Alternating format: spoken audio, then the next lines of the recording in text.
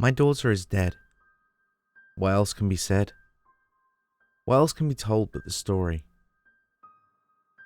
She was a writer. An unsuccessful one, she called herself.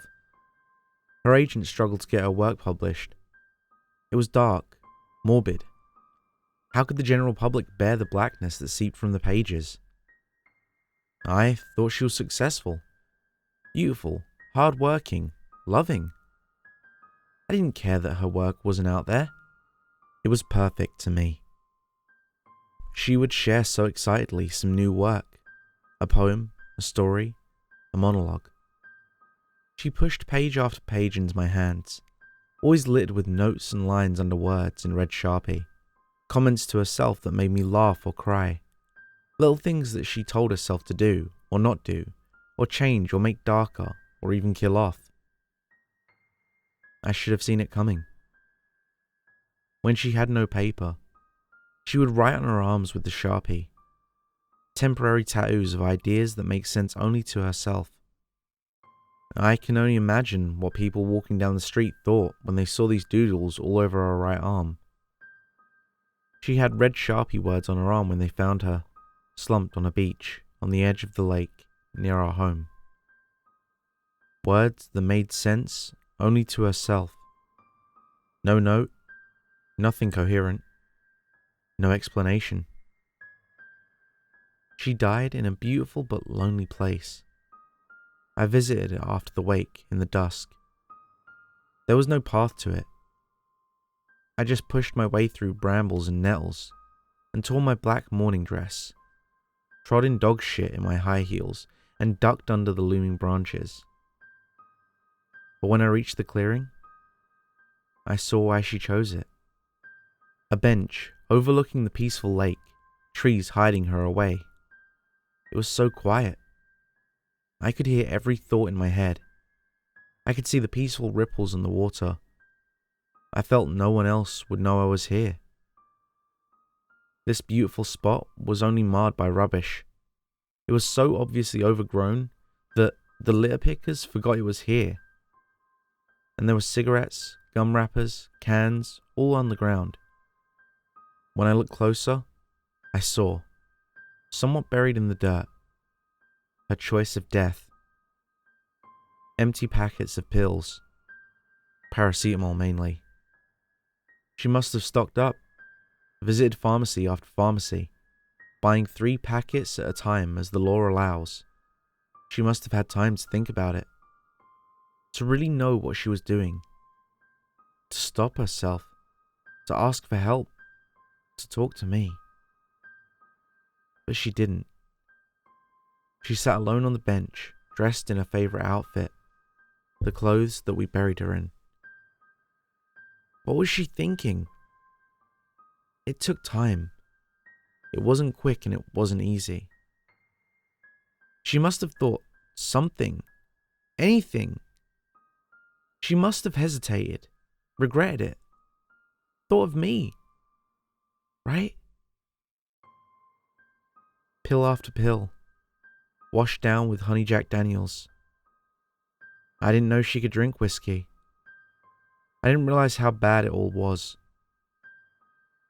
I didn't know until after she died that she drank every day, that she was drunk when she was with me, that every photo of her smiling came with a shot of vodka, or whiskey, or rum, or whatever she could afford. I wonder what her last thought was. Was it the pain of her liver, as it reacted to the toxin she was pouring into herself, or the crippling tightening of her kidneys failing? Did she feel nothing, as the doctors reassured me? And did she think about me? Her nephew, her brother, her sister-in-law, her father, her friends? Or just herself, alone in that hidden place, achieving what she wanted? Did she regret it?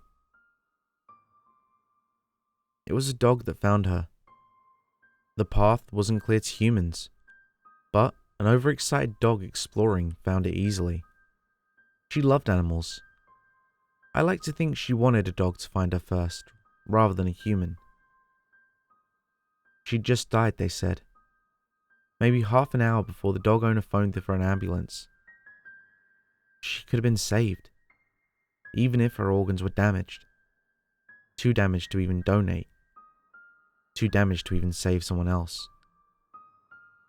We buried her at a church near our house. Close enough so that I could walk there every day. The funeral was packed. She was truly loved. She had close friends who sobbed openly as they stood and talked about her, laughed at the memories, cried at the fact that she was gone. I didn't speak. I couldn't speak.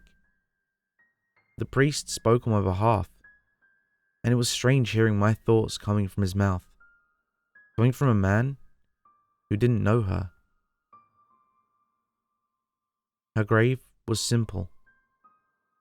Memento mori, it said, because that's all that could be read clearly on her arm in red Sharpie at the beauty spot. Remember, you will die. It seemed fitting, almost poetic. But the grave itself was nothing special. No angels or frills or crosses. When the funeral was over and life was supposed to go back to normal, I couldn't settle. No one was surprised, but no one knew what to say either. What do you say to someone who's lost a child? So I visited her every day. Once a week, I brought flowers. Once every other week, I brought a copy of her work and read it out loud, even the notes to herself that made me chuckle.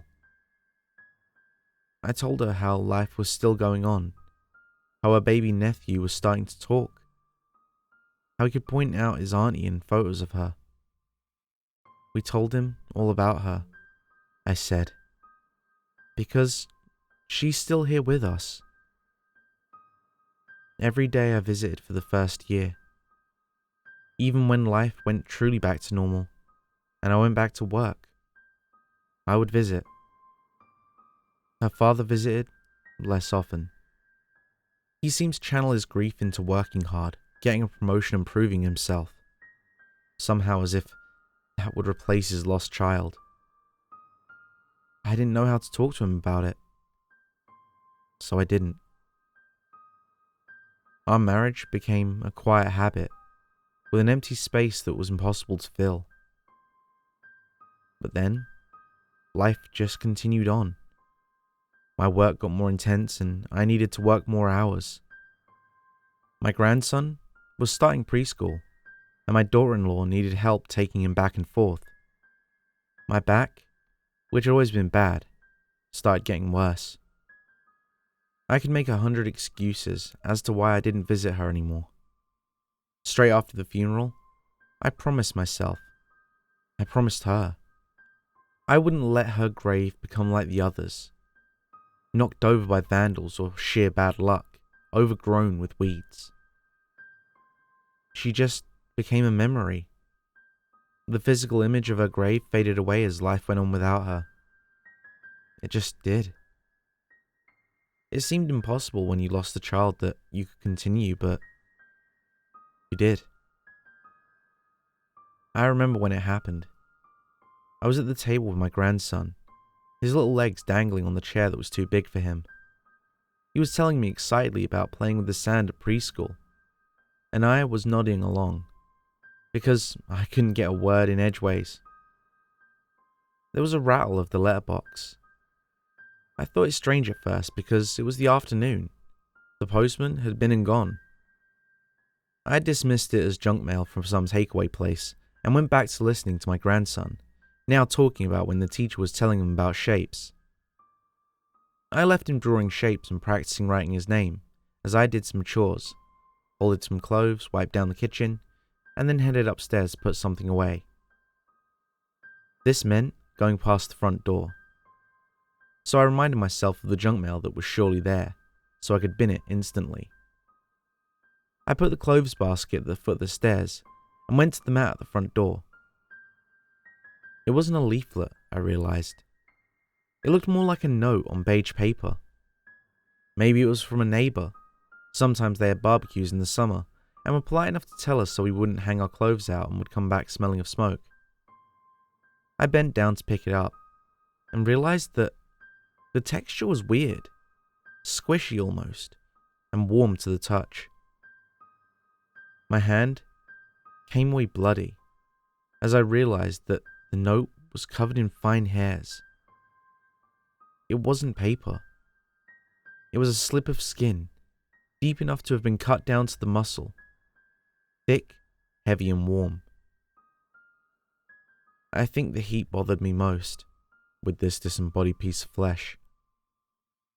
I closed my eyes as tight as the room span, but I clutched the chunk of skin tightly regardless.